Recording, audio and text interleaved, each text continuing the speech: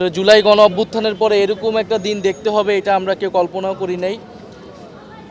এটা শুধু দুঃখজনকই নয়, অনাকাঙ্ক্ষিত নয়, এটা উদ্বেগজনকও। আমরা আসলে কোন সময়ে বাস করছি এবং দেশের পরিস্থিতি কোন দিকে যাচ্ছে এটা আমাদেরকে ভাবাচ্ছে। কারণ যখন আমরা ফ্যাসিস্টদের বিচার চাচ্ছি, ফ্যাসিবাদের দোসরদের বিচার চাচ্ছি, সেই বিচার চাওয়ার অপরাধে আপনাকে আমাকেই নির্যাতিত হতে হচ্ছে, তাও এই অন্তর্বর্তী সরকারের সময়ে তাদের অধীনে থাকা সেনাবাহিনী এবং আইনশৃঙ্খলা বাহিনীর দ্বারা। এটা অত্যন্ত দুঃখজনক।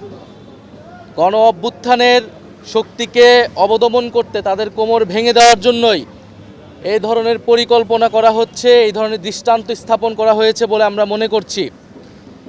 এবং নুরুল হক নূরকে যেভাবে আঘাত করা হয়েছে, আপনারা জানেন যে তাদের পার্টি অফিসের সামনে, কার্যালয়ের নিচে তারা সংবাদ সম্মেলনের প্রস্তুতি নিচ্ছিল। সেই জায়গা থেকে একটা ঘটনার প্রেক্ষিতে তিনি পরিস্থিতি নিয়ন্ত্রণের জন্য সেখানে গিয়েছিলেন। এবং এটা তাদের রাজনৈতিক অধিকার, গণতান্ত্রিক অধিকার, যে কারো বিরুদ্ধে গণতান্ত্রিকভাবে কথা বলা এবং ফ্যাসিবাদের দোসরদের বিচার চাওয়া। এবং আমরা সেখানে দেখলাম যে ন্যাক্কারজনকভাবে তার উপর হামলা করা হলো, তার নেতাকর্মীদের উপরে হামলা করা হলো। এক কথায় বলতে গেলে এটাকে বলে বর্বরতা। এবং এটা আমাদের জন্য দুঃখজনক যে এই বর্বরতা সেনাবাহিনীর দ্বারা, সেনাবাহিনীর কিছু সদস্যদের দ্বারা সংগঠিত হয়েছে।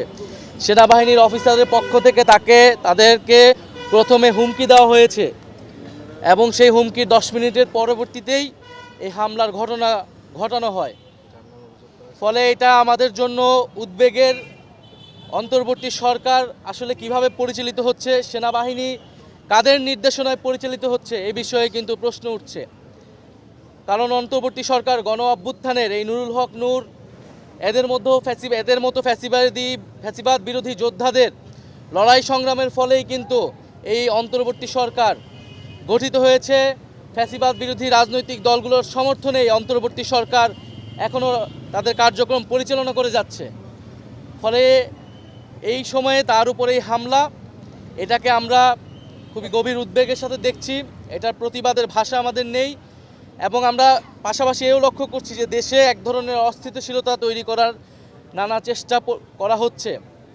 আমরা বলতে চাই যে বাংলাদেশের মানুষের প্রতি আমাদের অঙ্গীকার যে ফ্যাসিবাদী পক্ষকে আমরা কোনোভাবেই জায়গা করে দিব না, সুযোগ করে দিব না। সেটা জাতীয় পার্টির নামে আসুক, যেই নামে আসুক না কেন, এবং বাংলাদেশের যেই শক্তি তাদেরকে সহযোগিতা করবে, তাদেরকে জনগণের বিরুদ্ধে দাঁড়াতে হবে। এবং আরও দুঃখজনক, সেদিন হয়তো যা ঘটনায় হয়ে থাকুক না কেন, সেটা যদি অনাকাঙ্ক্ষিত হয়ে থাকে, দুর্ঘটনা হয়ে থাকে, সেনাবাহিনীর উচিত ছিল নিঃশর্তভাবে দুঃখ প্রকাশ করা, ক্ষমা প্রার্থনা করা। যে একজন রাজনীতিবিদকে, ফ্যাসিবাদ বিরোধী রাজনীতিবিদকে এইভাবে রাস্তায় ফেলে পেটানো হয়েছে। কিন্তু আমরা দুঃখজনকভাবে দেখেছি যে আইএসপিআরের যেই বিবৃতিটি তারা দিয়েছে, সেখানে তারা এই হামলাকে বৈধতা দেওয়ার চেষ্টা করেছে, জাস্টিফাই করেছে, মব ভায়োলেন্স বলেছে। একটা গণতান্ত্রিক রাজনৈতিক দল তার কর্মসূচি, তার অফিসের সামনে সে সংবাদ সম্মেলন করছে, সেটাকে মব ভায়োলেন্স বলে সে সেনাবাহিনী এই হামলার বৈধতা উৎপাদনের চেষ্টা করেছে। এবং এটি আরও ন্যাক্কারজনক ঘটনা ঘটে। সরকার তাদের অবস্থান ব্যক্ত করেছে, বিচারিক তদন্ত কমিটি করেছে, এবং সেনাবাহিনীর উচিত অবিলম্বে সেই বিবৃতি প্রত্যাহার করে এই ঘটনার জন্য দুঃখ প্রকাশ করা।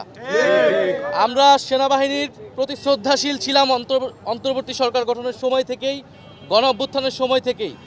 এবং তাদের উপরে দেশের আইন শৃঙ্খলা সহ সামনের যে নির্বাচন হবে তার অনেক কিছু নির্ভর করছে। কিন্তু যদি সেনাবাহিনী এই ধরনের পক্ষপাতমূলক অবস্থান দেখা যায়, যে একটি রাজনৈতিক দলকে বাঁচানোর চেষ্টা করা হচ্ছে, এবং দুঃখজনকভাবে সেই রাজনৈতিক দল হচ্ছে ফ্যাসিবাদের দোসর, এবং তাকে বাঁচাতে গিয়ে ফ্যাসিবাদ বিরোধী জুলাই গণ অভ্যুত্থানের অন্যতম নেতাকে আক্রমণ করা হচ্ছে, এটা আমরা কখনোই মেনে নিব না।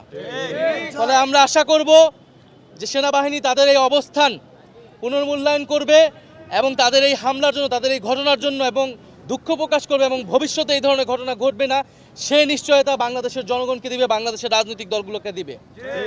আর জাতীয় পার্টির বিষয়ে আমাদের অবস্থান খুবই সুস্পষ্ট।